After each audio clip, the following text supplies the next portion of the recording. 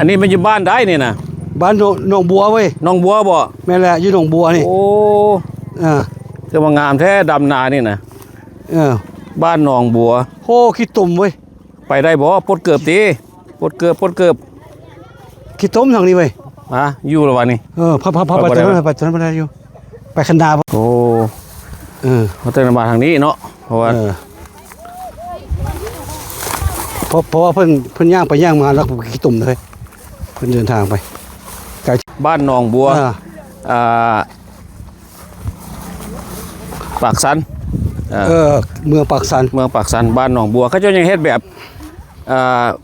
บบโบราณอยู่เด้อนี่เด้อยังมีมัดก้าเป็นมัดเรียบร้อยย้ายไว้ตามทุ่งนาเห็นบ่โอ้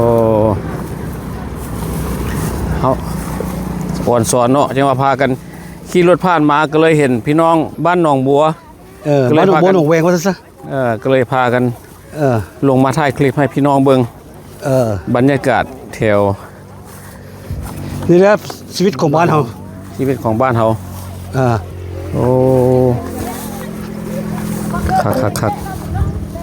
โอ้สักสัมภาษณ์เพิ่นว่านี่ดำนารวมบ่นี่โอ้เพิ่นจ้างดำนาจ้างดำนาวันนี้บ่เจ้าโอ้เดี๋ยวย่างนารวมถึกพูดเท่าไหร่มื้อนึงเท่าไหร่เพิ่นจ้างนี่มื้อนึง200,000โอ้เอาเข้าเฮามากินน้ำกินน้ำเพิ่นเจ้าดำได้จักให้ละมื้อนี้น่ะโอ้คนบ่แม่นเป็น50คนวันนี้กลัวเลยเนาะกลัว50เลย40ปลายป่ะโอ้เจ้ามีงานจะทำบ่สิไปมาแต่เวียงมาแต่พวกนี้มาเห็นบ่เคยเห็นจากคนต่างประเทศก็เป็นเส้นแหละก็เลยอยากมาถ่ายเบิ่งให้คนอยู่อเมริกาเขาได้เบิ่งนำว่าเป็นอย่างนี้มันเป็นชีวิตของชาวนาเนาะแม่นแหละเพราะตัวว่าแต่ตังซี่เพิ่นดำได้มื้อนึง200,000เนาะมื้อนึง200,000ผู้นึงเด้200,000ประมาณ$7-8แต่ว่าบ่มีปิงที่นี่บ่เพราะว่ามันดำในบ่มีปิงเนาะแล้วก้าได้ลงมาแต่ใส่สังกานี่นะกามาแต่บ้านนี่แถวนี้ก็เป็นเพิ่นอะไรกาเพิ่นเฮ็ดนี่โอ้นาเพิ่นว่านตอนนั้นโอ้นาว่านกับนาดำตัวใดดีนาดำดีกว่ามันนั่นโอ้ค่อยก็ถึงว่าปีหน้าเพิ่นเด้อเขาสิอยู่หนองยุงบ่เพิ่นนี่ก็มักเด้อทานขันนี่มักมีนาย้อนอยู่เป็นปีนี้บ่ทันแล้วบ่โอ้เราดำนี่เราดำขวงหมู่นี่บ่เราดำดิซั่นมันบ่เบิดกันแม่นว่าโอ้ต้องดำขวงหมู่จักปีได้คือเฮียนดำนี่ปลายปีเลยเนาะบุญโซก็สิมันกาดนึงเนาะกาดนึงต่อแล้วเนาะโอ้ตะกอตอนค่อยอย่างน้อยแม่นละดำนาแบบอันโอ้ถ้าว่าบ่ใส่เครื่องนี่สิดำซอยเพิ่นนี่ก็สิดำซอยเพิ่นนี่นะในเลี้ยวลองมึงตีไปต่อไปลองมึงตีในขัดลองมึงตีห้อยเขาอยากลองมึงสิได้นี่นะปดเกิดใส่โลนะ50 ปีแล้วบ่ได้ละดำ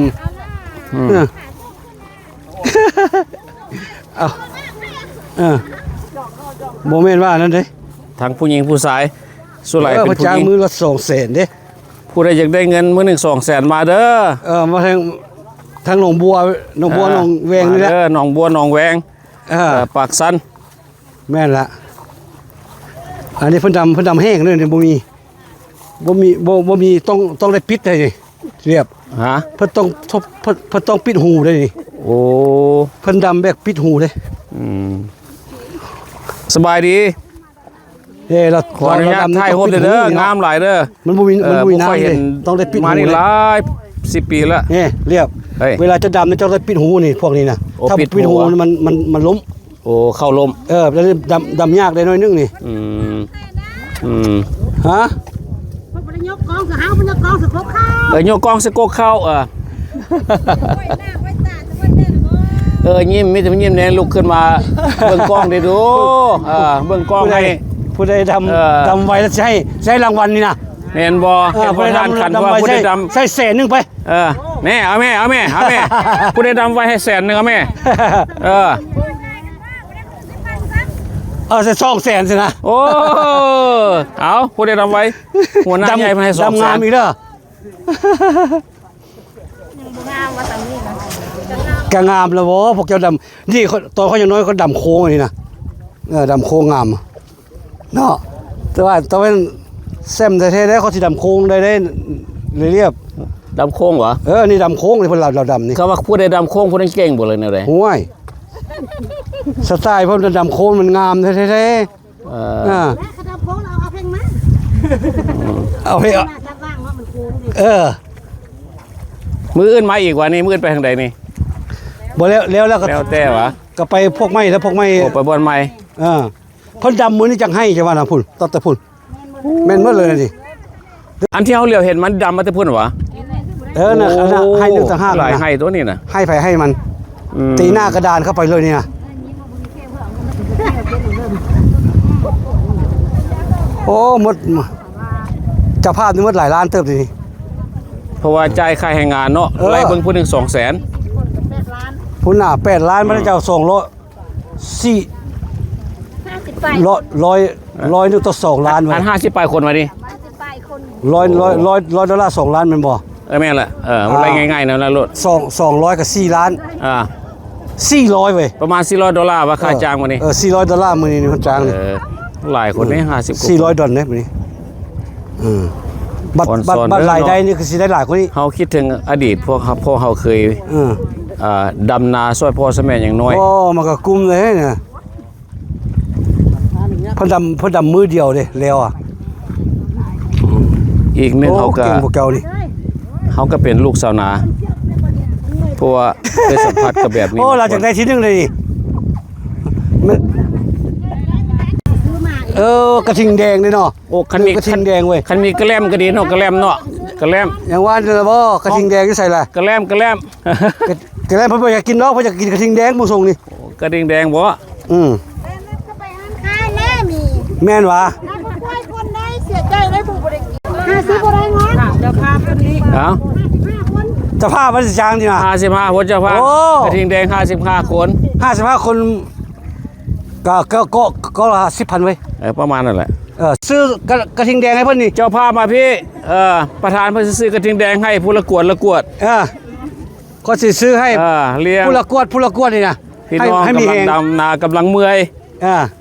กำลังเหื่อออกเอาตอนนี้แหละ โอเคสิยายผู้ละกวดก่อน ผู้ นี่ ละ นะ กวด พอดีมัด500,000ใช้500,000เพื่อกระดำไล่ทางนั้นแหละ ไล่นั่นแล้วบ่ล่ะ เด้อเพิ่นสิเลี้ยงกระเทียงแดงเด้อจ้ะพี่เด้อพ่อใหญ่ใจดีสิเลี้ยงกระเทียงแดงจ้ะพี่ บ้านเฮาบนบ้านเฮาเดี๋ยวก็เอาขึ้นรถก่อน เอาไปเอากระเทียงแดงมา เอากระทิงแดงเด้อ500,000เด้อ เอามาให้พ่อคนประมาณเท่าไหร่คนนี่นะ 50ไล่ละ49 1 2 3 4 5โอเค500,000โอเคย้ายไปเลย กระทิงแดงเด้อก ระทิงแดงเลย คันกินกระทิงแดงนี่สิไปสิดำไวกว่าเก่านี่ อยู่ได้ มันก็สิงัวกระทิงแล้วมันแล่นมันเต้นมันดีดเนาะ ว่ากระทิงแล้วก็ไวเด้อนะมันก็เต้นคือกระทิงนี่แหละนะ โอ้คือสีม่วนเขาจะดำน้ำได้ป่ะ โอ้ยคันเฮาบ่ได้นั่นเนาะลงได้นี่เนาะ เพราะว่าสิห่วย อันพวกเฮาก็เป็นลูกชาวนาคือกันเด้ แม่นแล้ว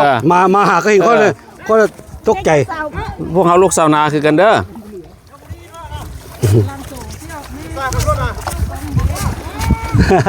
ให้เพิ่นท่ายเอาบัดนี้นะเธอหน้าอย่างไรอาจารย์พรอาจารย์เหลา เป็นตาม่วนได้ ล ล่ะ งดำนาแม่ไปลงดำนาช่วยเพิ่นแม่ ห่วยถ้าบ่ขาดเครื่องนี่สิดำมันแล้วบ่ได้นี่บึดเดียวนึงแล้วเลยบ่จุกันล่ะ มันลงพี่ไปบัดสิแล้วแล้วออกได้จังได๋เนาะบัดนี้เนาะตันกันเมิดบัดนี้ ตัดหน้ากันหมดเลยเกี่ยวพร้อม อีกประมาณ3เดือนบ่ได้เกี่ยวนี่6เดือนวะโอ้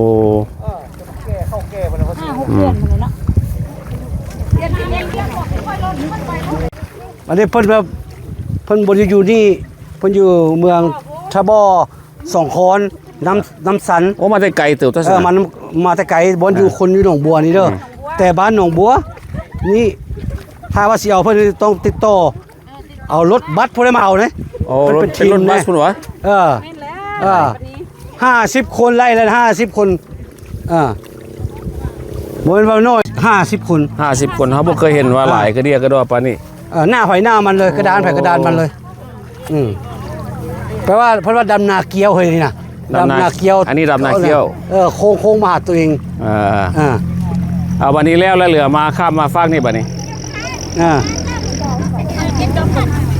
เห็นบอกบัดนี้ต่อไปพุ่นเลยบัดนี้นะเพราะดำร่องแล้วบัดนี้ดำร่องวะบัดนี้ดำร่องไปพุ่นเลยบัดนี้พวกนั้นดำตัดมาบัดนี้นี่พร้อมหน้าพร้อมตากันเนาะ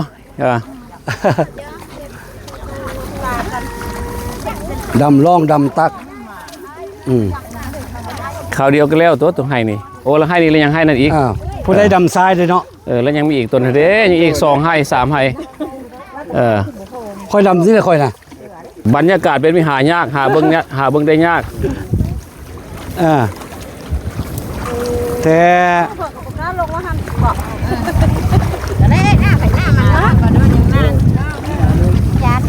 ยันน้ำผมสุพรบอก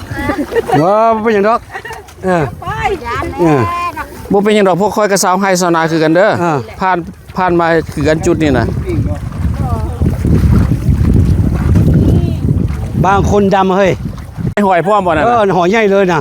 มื้อแรงซื้อเลขหอยวะเรียกหอยได้เลยโอ้กระทิงมาแล้วกระทิงมาแล้วกระทิงมาแล้วกระทิงมาแล้วกระทิงแดงมาแล้วอดใจไว้อดใจไว้ชั่วโมงจะบ้ากินกระทิงกันM100เลยM100แล้วก็จะไวๆตุ๊ดโอ้ไวเลยไวเลยจะพายเรือไปไวนะแม่นเนาะก็เป็นM100นะพายเรือได้ฟัง2-3 ปีหลังว้าวโอ้พายเรือผู้หญิงเหมาะโอ้พร้อมเพียงแห่งหน้ากันดีเนาะถ้าบ่อนี่มีเรือซ่วงวะโอ้แม่นบอกยิ้มเด้อยิ้มใส่กล้องเด้อแม่นซ่องเรียบเด้อเบิ่งเด้อคักๆเด้อเรียบร้อยเด้อเรียบร้อยซ่องเรียบร้อยแชนโนหายากกว่าผู้ที่มาซื้อM100มีอย่างให้กินนะบ่ค่อยมีบ่อันนี้มีมาพ่อผู้ใหญ่เนาะพี่น้องเขาน่ะมาพ่อผู้ใหญ่ฮักแพงกันนะบ่เป็นหยังเขาเห็นว่าย่านพี่น้องมันฮ้อนสะดอดแดดฮ้อนย่านเมื่อยเนี่ยมันM100เพิ่มกำลังขอบใจเด้อร่ำรวยเจ้าบ่เป็นหยังฮักแพงกันมีแต่ว่าฮักแพงกันเขาสิมาแล้วกระทิงแดงภาพนี่แหละบัดนี้เด้อมาถ่ายเอาเด้อแจกตัวนี้นี่หัวหน้าใหญ่เพิ่นแจกเป็นแก๊สเลยนี่นะเห็นบ่แจกสิมอบพระเจ้าภาพนี่แจกเป็นได้พุ่นบ่แจกเข้าเป็นได้บัดนี้เฮาสิเป็นได้มอบไปเพิ่นแล้วก็แล้วเจ้าก็ถ่ายรูปมาส่งมอบไปเพิ่นแล้วก็แล้วนี่โอเคเอาไปแจกบัดนี้เอาไปแจกรถเป็นแจกยายบ่แจกก็ได้ดอกเพิ่นดำนาอยู่เว้ยกินแล้วบ่กินแล้วเอาแกงไว้แล้วแก้วแล้วก็สิครับทิ่มให้แต่ว่าแก้วอย่าสุไปอย่าเอาแก้วไปทิ่มโลเลเด้อบัดแล้วก็ได้ดอกแล้วเพิ่นสิจ่ายเองหรอกพวกเพิ่นน่ะเอาบ่เป็นหยังจะให้ประเทศเวียกก่อนให้ประเทศเวียกก่อนเอาพากันเฮ็ดเวียกซะเด้อพากันเฮ็ดเวียกแล้วก็ทิ้งแดงพากันแจกยากันเองเด้อโอ้น้ำแข็งก็ลืมเนาะน้ำแข็งเจ้าก็บ่ซื้อให้เด้อขอบใจหลายๆที่มาอนุญาตให้เฮามาถ่ายคลิปเด้อเฮ้เรียบถ่ายได้เพิ่นยกมือเอาเด้อบายเด้อยกมือเด้อเนี่ยไปเด้อกันเด้อเจอกันชนะขอบใจหลายๆเด้อเอาโอเค